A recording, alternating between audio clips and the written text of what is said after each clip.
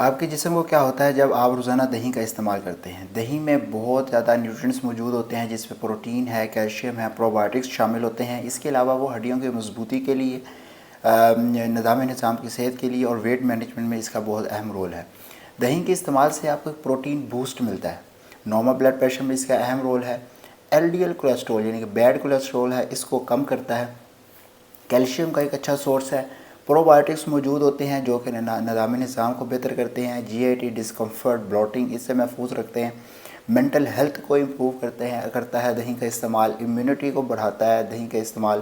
دہی کے استعمال سے جسم برین کو سگنل بھیجتا ہے کہ آگے فلنس ہے، یعنی کہ آپ بار بار کھانے سے بچ جاتے ہیں۔ اور دہی کے استعمال سے رش آف وائٹل نیوٹرینٹس ملتے ہیں، جس کے اندر پوٹاشیم ہے، میگنیشیم ہے، فاسفورس ہے۔ پروبایوٹکس جو موجود ہوتے ہیں وٹامن کے بناتے ہیں، جو کہ کوگولیشن کے اندر اس کا اہم رول ہے اور ہیلنگ کو سپورٹ کرتے ہیں۔